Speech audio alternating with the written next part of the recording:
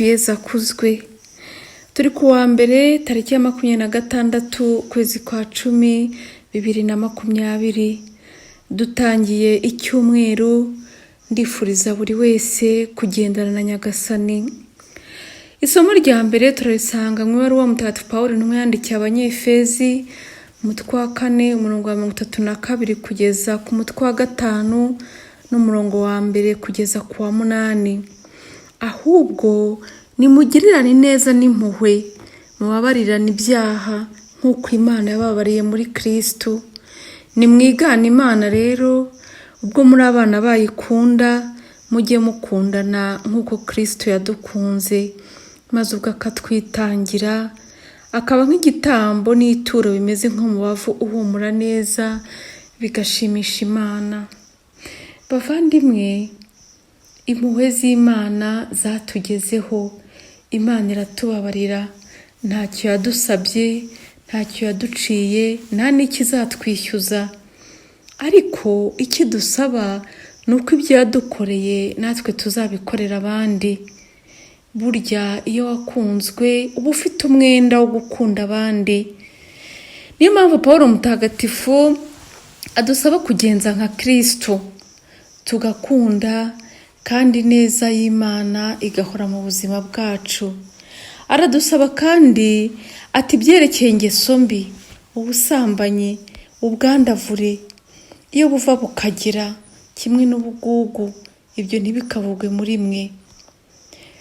Niko bikuye mu batagatifujwe, kandi amagambo ateye isoni, ayamanjwe n'amahomvu, nabyo nuko. Nimubigendere kure, ahubwo muhore mushimira Imana.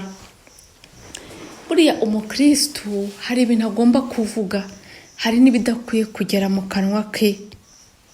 Hari igihe umuntu avuga ukibaza uwo ari we, ukareba ibyo avuga, ukareba kenshi iyo tuvuze ibintu bibi turacumura, tugacumuza abandi, kandi natwe ubwacu ntitugaragaze koko uwo twemeye.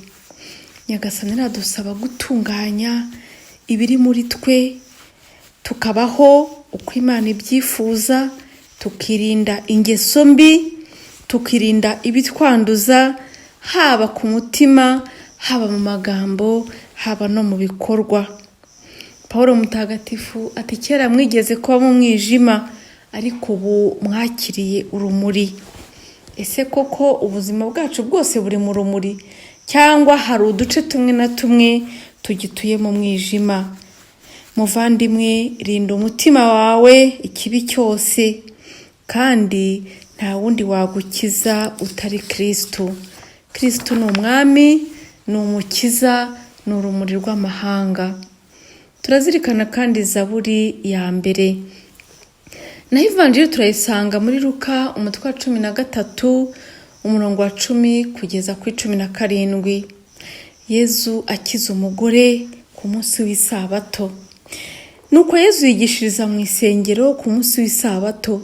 Umugore wari umaze imyaka 18 afite uburwayi bwamumugaje, ngo yarububaga ntashobore kunamuka na gato. Mutekereze agahinda uyu mugore yari afite, ngo yarububaga.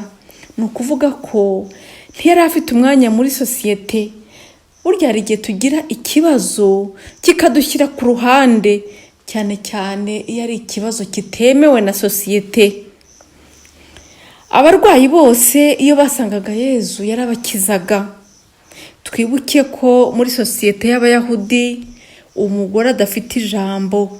Kuba rero Yezu amwegera, nuko Yezu asunika urukuta rutuma abantu bamwe bashyirwa mu kato. Uyu munsi isi yateye imbere, abantu benshi ntabwo bagishyirwa mu kato nk'uko byari bimeze mu minsi yashize cyangwa no mu myaka yashize. Ariko hari ibihugu bimwe na bimwe bigishyira abantu bamwe na bamwe mu kato. Abayahudi nabo, umugore noneho urwaye n'iyi ndwara ntago bamubonaga nk'umuntu ukwiye guhabwa agaciro. Niyo mpamvu buri igikorwa Yezu yakoze ari igikorwa cy'indashyikirwa.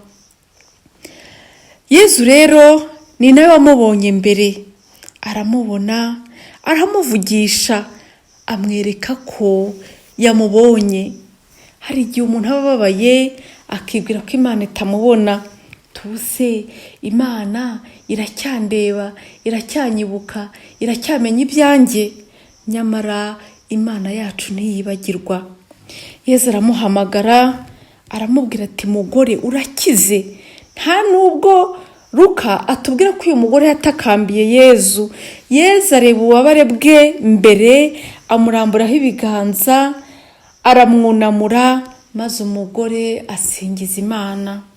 Muvandimwe, wenda ufite ibibazo byatumye wunama, wenda ufite agahinda katumye wunama, Yezu araguhamagara. Uko yahamagaye umugore, nawe araguhamagara ngo aguhe umukiro, kandi niwemera uwo mukiro urataha iwawe.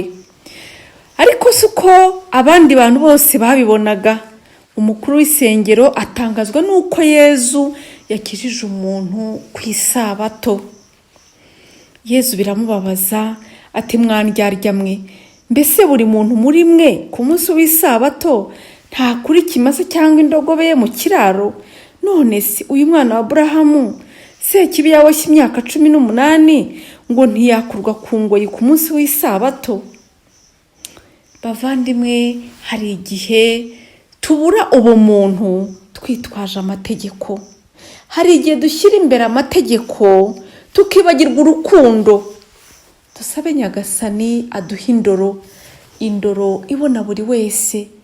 Ese umuntu uje agusanga akakubwira ikibazo uramwumva? Ese umuntu utabasha kukubwira kubera ko adafite umwanya wo kukubwira muri sosiyete uramubona? Hari abantu benshi tunyuraho mu nzira tutababona, tukanabahutaza ntitunabibone. Yezu aduhe umutima wo kwegera abo sosiyete ishyira ku ruhande, abadafite umwanya, abadafite uwo babwira, abadafite ubakunda. Tubasange, tubereke ko nabo ari abana b'Imana ikunda cyane, kandi yaje gushaka kugira ngo ibahe amahoro, ibahe ibyishimo. Urukundo rwirengagiza abandi burya si urukundo. Bavandimwe rero, dusabe Yezu amaso ye abona abadusanga badukeneye, kandi ntituzigere duhumiriza umunsi n'umwe igihe tuzaba tugomba gutabara umwe muri ba bandi baciye bugufi badukeneye. Buri munsi mu misa hari isengesho tuvuga ngo umbabarire ibyaha ibyo nirengagije gutunganya. Ni ukuvuga ngo hari ibintu twirengagiza gutunganya kandi tubizi neza. Kutabona ugukeneye burya nacyo ni icyaha gikomeye. Yezu rero yeretse abavandimwe be Abayisiraheli ko umuntu mu bubabare bwe udashobora kumwirengagiza, dore ko n'ingamiya cyangwa se ikimasa cyabo bacyitaho no ku munsi w'isabato bakagisohora. Ariko umwana wa Aburahamu umaze imyaka 18 ngo yaje ku munsi w'isabato. Uyu mukuru w'urusengero ati bajye baza kureba mu yindi minsi. Nyamara burya iyo umuntu ababaye, kumubwira ngo uzaze ejo biba ari kera cyane. Uyu munsi niho Nyagasani agusaba gukora icyiza. Uyu munsi niho Nyagasani agusaba gukunda. Uyu munsi niho Nyagasani agusaba kugira amaso no kugira umutima. Nuko rero Yezu ibyo yakoze binezeza rubanda, mu gihe abandi bo barimo bibaza ibyo yakoze, ariko rubanda barishima, batangarira ibitangaza by'Imana. Natwe Imana iduhe uyu mutima wo kwishimira ibyiza Nyagasani akoreye abandi. Hari igihe tuba abantu babi ku buryo n'ibyiza bibaye ku bandi tutabiha agaciro, cyangwa se kugira ngo bidushimishe bikadutera ishyari n'amakimbirane. Dusabe rero Yezu dushimishwe n'ibyiza bibaye ku bandi, kandi natwe tugire uruhare kugira ngo abandi bishime. Nyagasani ahe buri wese kuba ibyishimo by'umuvandimwe we, uwo bari buhure uyu munsi, uwo bari buhure mu mateka y'imbere mu mitima yacu. Hari abantu bari muri twebwe bifuza guhura natwe, hari abantu wenda bifuje ko tubafasha tukabahigika, hari abantu wenda bakeneye ko tuhagarara tukumva ububabare bwabo. Uyu munsi tuvuge yego, tubakire, tubahe ibyishimo, maze Yezu Umukiza agendane nawe. Kandi nawe muvandimwe, niba ubabaye umenye ko hari Umukiza ugutegereje kugira ngo aguhe ubugingo kandi aguhe n'ibyo wifuza byose. Yezu agere kuri buri wese kandi umugisha we uguhoreho urakabaho.